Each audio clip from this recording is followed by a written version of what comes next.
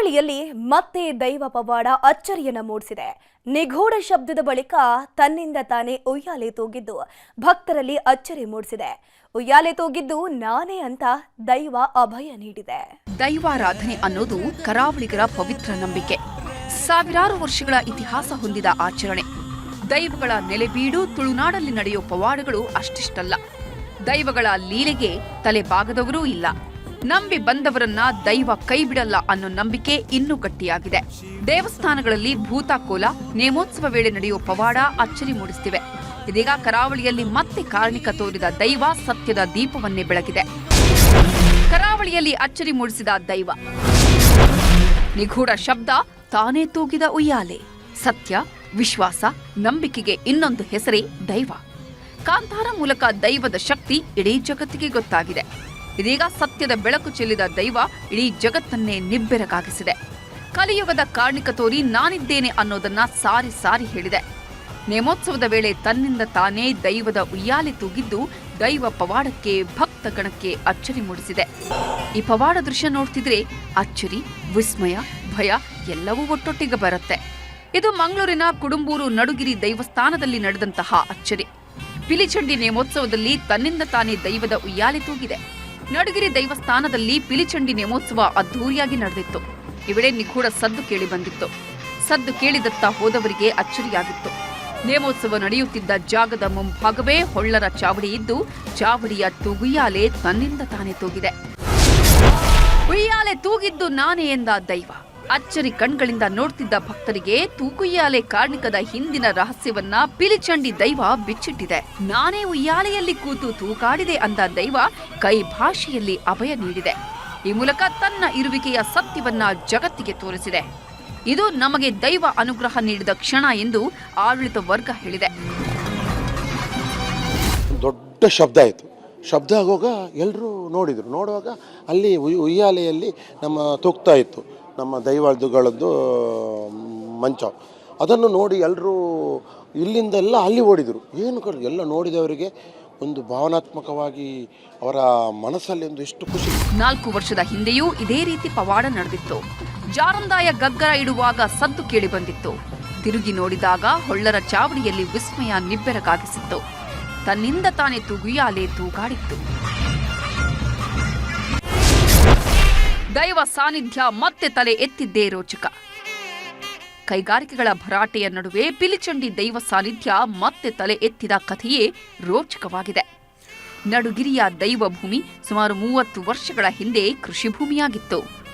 ದೈವ ಸಾನ್ನಿಧ್ಯ ಸೇರಿದಂತೆ ಇಡೀ ಭೂಮಿಯನ್ನ ಕೈಗಾರಿಕೆಗಳಿಗಾಗಿ ಸರ್ಕಾರ ವಶಪಡಿಸಿಕೊಂಡಿತ್ತು. ಆಗ ಇಡೀ ಊರೇ ಬೇರೆ ಕಡೆಗೆ ಸ್ಥಳಾಂತರಗೊಂಡಿತ್ತು.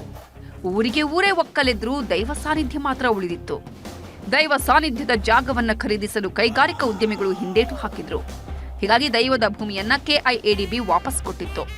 ನಂತರ ಟ್ರಸ್ಟ್ ರಚಿಸಿ ಆಡಳಿತ ಮಂಡಳಿ ದೈವದ ಭೂಮಿಯನ್ನ ವಾಪಸ್ ಪಡೆದಿತ್ತು. 2022ರಲ್ಲಿ ಮತ್ತೆ ದೈವ ಸಾನ್ನಿಧ್ಯದ ಜೀರ್ಣೋದ್ಧಾರ ನಡೆದು ನೇಮೋತ್ಸವ ಆರಂಭ ಆಗಿತ್ತು.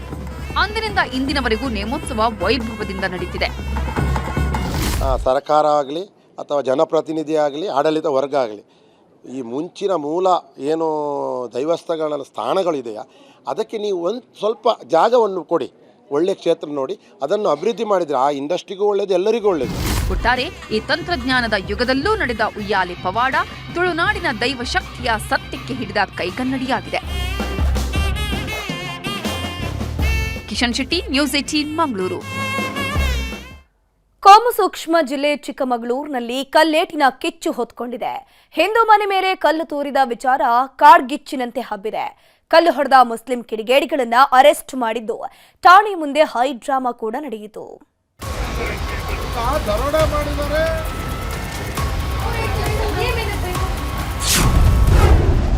ಹಿಂದೂ ಮನೆ ಮೇಲೆ ನಿತ್ಯ ಕಲ್ಲು ತೂರಾಟ.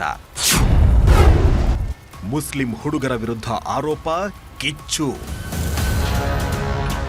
ಚಿಕ್ಕಮಗಳೂರು ಜಿಲ್ಲೆ ಮೊದಲೇ ಹೇಳಿ ಕೇಳಿ ಸೂಕ್ಷ್ಮ ಪ್ರದೇಶ. ಇಲ್ಲಿ ಸಣ್ಣದೊಂದು ಜಗಳ ಶುರುವಾದ್ರೂ ದೊಡ್ಡ ರಣಾಂಗಣವೇ ಸೃಷ್ಟಿಯಾಗುತ್ತೆ. ಹಿಂದೂ ಮುಸ್ಲಿಮರ ಮಧ್ಯೆ ಜಿದ್ದಿನ ಹೊಗೆಯಾಡ್ತಿದೆ. ಇಂಥ ಹೊತ್ತಲ್ಲೇ ಮತ್ತೊಂದು ದೊಡ್ಡ ಹಂಗಾಮ ನಡೆದು ಹೋಗಿದೆ. ಹಿಂದೂ ಮಹಿಳೆಯನ್ನೇ ಟಾರ್ಗೆಟ್ ಮಾಡಿದ್ದ ಮುಸ್ಲಿಂ ಯುವಕರಿಬ್ಬರು ಮನೆ ಮೇಲೆ ಕಲ್ಲೆಸೆದಿರೋ ಆರೋಪ ಕೇಳಿಬಂದಿದೆ. ಕಲ್ಲೆಸೆದು ಪರಾರಿಯಾಗ್ತಿದ್ದಾಗ ಸಿಕ್ಕಿಬಿದ್ದಿದ್ದು ಕೋಮಿನ ಕಿಚ್ಚು ಹೊತ್ತಿಸಿದೆ. ಚಿಕ್ಕಮಗಳೂರಿನ ವಿಜಯಪುರ ಬಡಾವಣೆಯಲ್ಲಿರೋ ತಿಲಕ್ ಪಾರ್ಕ್ ಬಳಿ ಸುಧಾ ಅನ್ನೋ ಮಹಿಳೆ ತನ್ನ ಮಕ್ಕಳ ಜೊತೆ ವಾಸವಿದ್ದಾಳೆ. ಆಕೆ ಮೇಲೆ ಇಬ್ಬರು ಅಪ್ರಾಪ್ತರಿಗೆ ಅದೇನ್ ಸಿಟ್ಟಿತ್ತೋ ಗೊತ್ತಿಲ್ಲ. ಆಕೆಯ ಮನೆ ಮೇಲೆ ಕಲ್ಲೆಸೆದು ಅಟ್ಟಹಾಸ ಮೆರೆದಿದ್ದಾರೆ. ಕಳೆದ ವಾರದಿಂದಲೂ ಇದೇ ರೀತಿ ಪುಂಡಾಟವಾಡಿದ್ದಾರೆ. ಯಾರು ಅಂತ ನೋಡುವಷ್ಟರಲ್ಲೇ ಅಲ್ಲಿಂದ ಪರಾರಿಯಾಗ್ತಿದ್ರಂತೆ. ನಿನ್ನೆ ಸುಧಾ ಮಗಳ ಜೊತೆ ಹೊರಗಡೆ ಹೋಗಿ ಮನೆಗೆ ವಾಪಸ್ ಬರ್ತಿದ್ಲಂತೆ. ಅದೇ ಟೈಮ್ಗೆ ಬೈಕ್ನಲ್ಲಿ ಬಂದ ಹುಡುಗರಿಬ್ಬರು ಕಲ್ಲೆಸೆದಿದ್ದಾರೆ. ಏಕಾಏಕಿ ಕಲ್ಲೆಸೆತಕ್ಕೆ ಭಯಗೊಂಡ ಸುಧಾ ಯಾಕೆ ಕಲ್ಲೆಸೆದ್ರಿ ಅಂತ ಪ್ರಶ್ನೆ ಮಾಡಿದ್ದಾಳೆ.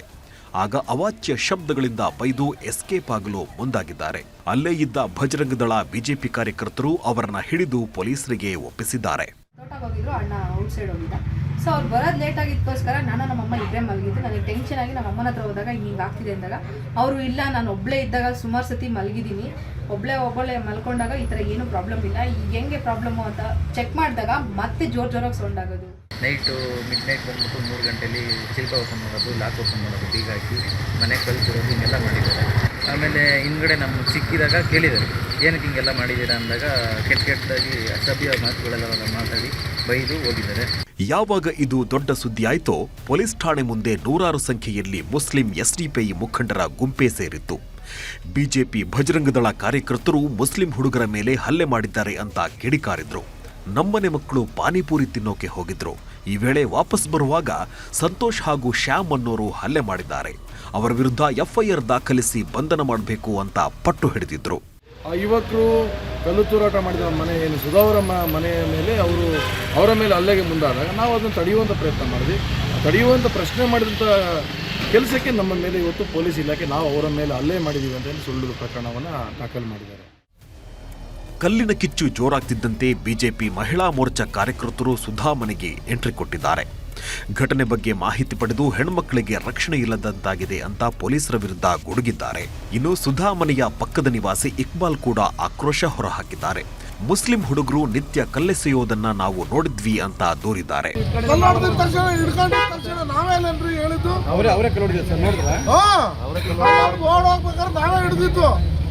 ಅವ್ರು ಏನ್ ಗಲಾಟೆ ಅಂತ ಬಂದಿದ್ದು ಅಷ್ಟೇ, ಹಾಗಾದ್ರೆ ಏನು ಬರಬಾರ್ದಾ? ಇದೇ ವಿಚಾರ ರಾಜಕೀಯ ಸ್ವರೂಪವನ್ನು ಪಡೆದುಕೊಂಡಿದೆ. ಆರೋಪ ಪ್ರತ್ಯಾರೋಪ ಜೋರಾಗಿದ್ದು ಎರಡೂ ಕಡೆಯವರ ಮೇಲೆ ಎಫ್ಐಆರ್ ದಾಖಲಾಗಿದೆ.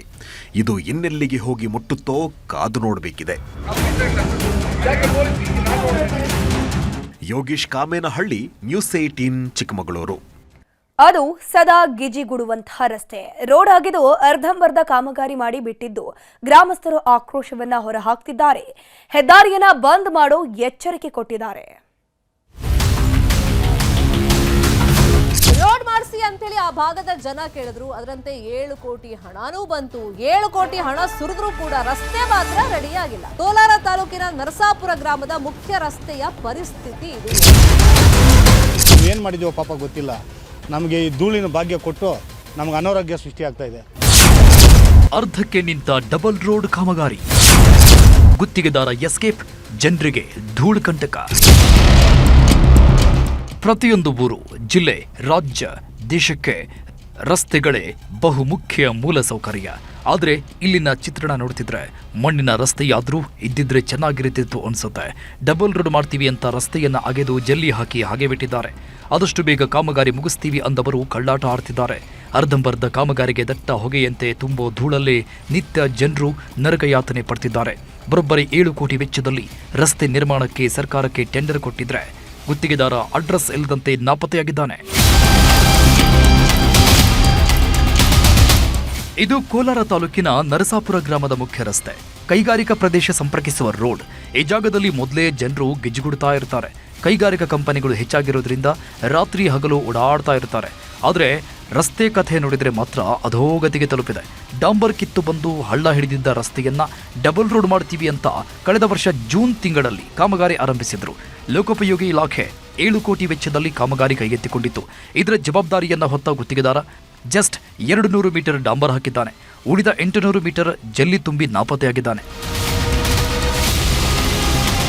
ಕಾಮಗಾರಿ ಪ್ರಾರಂಭವಾಗಿ ಸುಮಾರು 8 ತಿಂಗಳಾಗಿದೆ ಸರ್. 8 ತಿಂಗಳಿಂದ ಕಾಮಗಾರಿ ಪ್ರಾರಂಭ ಆದಾಗಲಿಂದನೂ ಕುರುಡುತ್ತಾನೆ ಬರ್ತಾ ಇದೆ. ಸುಮಾರು ಈ ನರಸಾಪುರ ಸುತ್ತಮುತ್ತ ಸುಮಾರು 35 ಹಳ್ಳಿಗಳು ಸಂಪರ್ಕವನ್ನು ಹೊಂದಿರುವಂಥ ಒಂದು ವಿಲೇಜ್ ಇದು ನರಸಾಪುರ. ಇಲ್ಲಿ ಏನಾಗಿದೆ ಅಂದರೆ ಎಲ್ಲ ಗ್ರಾಮಸ್ಥರುಗಳು ಕೂಡ ಆರೋಗ್ಯದ ಸಮಸ್ಯೆ ತುಂಬಾ ಹದಗೆಡ್ತಾ ಇದೆ. ಇದನ್ನು ಯಾರೂ ತಲೆಗೆಡ್ಸ್ಕೊಳ್ತಾ ಇಲ್ಲ. ಮತ್ತು ರಾಜಕಾರಣಿಗಳು ಕೂಡ ಯಾಕೋ ಇದ್ರ ಬಗ್ಗೆ ತುಂಬ ನಿರ್ಲಕ್ಷ್ಯ ವಹಿಸ್ಕೊಳ್ತಾ ಇದ್ದಾರೆ. ರಸ್ತೆಯಲ್ಲಿ ಜಲ್ಲಿ ಹಾಕಿರೋದ್ರಿಂದ ವಿಪರೀತ ಧೂಳಿಂದ ಜನರ ಆರೋಗ್ಯ ಮೇಲೆ ದುಷ್ಪರಿಣಾಮ ಬೀರಿದೆ. ಅಲ್ಲದೆ ರಸ್ತೆ ನಿರ್ಮಾಣಕ್ಕೂ ಮೊದಲು ಮೋರಿಗಳನ್ನು ನಿರ್ಮಿಸಬೇಕಾಗಿತ್ತು. ಆದರೆ ಒಂದು ಬದಿ ಮೋರಿ ನಿರ್ಮಿಸಿ ಮತ್ತೊಂದು ಕಡೆ ಕಾಮಗಾರಿ ಆರಂಭಿಸಿ ಹಾಗೆ ಬಿಟ್ಟಿದ್ದಾರೆ. ಹೀಗಾಗಿ ಕಳೆದ 8 ದಿನದಿಂದ ಗ್ರಾಮಸ್ಥರು ರಸ್ತೆ ತಡೆದು ಪ್ರತಿಭಟನೆ ಮಾಡಿದ್ರು. ಅಂದು ಸ್ಥಳಕ್ಕೆ ದೌಡಾಯಿಸಿದ ಲೋಕೋಪಯೋಗಿ ಇಲಾಖೆ ಅಧಿಕಾರಿಗಳು ಕೇವಲ 1 ವಾರದಲ್ಲೇ ಕಾಮಗಾರಿ ಆರಂಭಿಸ್ತೀವಿ ಅಂತ ಭರವಸೆ ಕೊಟ್ಟಿದ್ರು. ಈಗ ನೋಡಿದ್ರೆ ಯಾವ ಕಾಮಗಾರಿಯೂ ಶುರುವಾಗಿಲ್ಲ. ಪಿಡಬ್ಲ್ಯೂಡಿ ಇಲಾಖೆ ಅಧಿಕಾರಿಗಳು ಅತ್ತ ತಲೆನೂ ಹಾಕಿಲ್ಲ. ಹೀಗಾಗಿ ಹೆದ್ದಾರಿ ಬಂದ್ ಮಾಡೋದಾಗಿ ಗ್ರಾಮಸ್ಥರು ಎಚ್ಚರಿಕೆ ಕೊಟ್ಟಿದ್ದಾರೆ. ಆ ಗ್ರಾಮದಲ್ಲಿ ಇದ್ದು ನಾವೇನು ಮಾಡಿದ್ದೀವೋ ಪಾಪ ಗೊತ್ತಿಲ್ಲ. ನಮಗೆ ಈ ಧೂಳಿನ ಭಾಗ್ಯ ಕೊಟ್ಟು ನಮಗೆ ಅನಾರೋಗ್ಯ ಸೃಷ್ಟಿಯಾಗ್ತಾ ಇದೆ. ಈ ರಸ್ತೆಯನ್ನು ಇದೇ ರೀತಿ ಇದ್ದರೆ ಶಾಲೆಯ ಮಕ್ಕಳು ಪೇರೆಂಟ್ಸಿಂದ ಹಿಡಿದು ಪ್ರತಿಯೊಬ್ಬರೂ ಇದೇ ಮಾತು. ಏನು ನರಸಾಪುರ ಗ್ರಾಮದಲ್ಲಿ ಯಾರು ಕೇಳೋರಿಲ್ವಾ, ಮಾತಾಡೋರಿಲ್ವಾ ಇದ್ರ ಬಗ್ಗೆ ಅನ್ನೋ ಒಂದು ವಿಚಾರದಿಂದ ತುಂಬ ಬೇಸರ ಆಗಿದೆ. ಹಂಗಾಗಿ ಗ್ರಾಮಸ್ಥರೆಲ್ಲ ಒಂದಾಗಿದ್ದೀವಿ. ನೆಕ್ಸ್ಟು ಅವ್ರು ಹೇಳಿದ ಗಡುವಲ್ಲಿ ನಮಗೇನೋ ಈ ರಸ್ತೆ ಮಾಡ್ಕೊಳ್ಳಿದ್ದ ಪಕ್ಷದಲ್ಲಿ ಊರಿನವ್ರು ಜನ ಎಲ್ಲ ಸೇರಿ, ಹೋಬ್ಳಿ ಜನ ಎಲ್ಲ ಸೇರಿ ರಸ್ತೆ ತಡೆ ಆದ್ರೂ ಪರವಾಗಿಲ್ಲ, ಏನಾದ್ರೂ ಪರವಾಗಿಲ್ಲ, ಪ್ರತಿ ರೋಡಲ್ಲೇ ಕೂತ್ಕೊಂಡು ಧರಣಿ ಮಾಡ್ತೀವಿ. ಒಟ್ನಲ್ಲಿ ಡಬಲ್ ರೋಡ್ ಮಾಡ್ತೀವಿ ಅಂತ ಅಧಿಕಾರಿಗಳು ಸೈಲೆಂಟ್ ಆಗಿದ್ದಾರೆ. ಇನ್ಮೇಲಾದರೂ ಎಚ್ಚೆತ್ತುಕೊಂಡು ಕಾಮಗಾರಿಯನ್ನ ಪೂರ್ಣಗೊಳಿಸಬೇಕಿದೆ. ರಘುರಾಜ್, ನ್ಯೂಸ್ 18, ಕೋಲಾರ.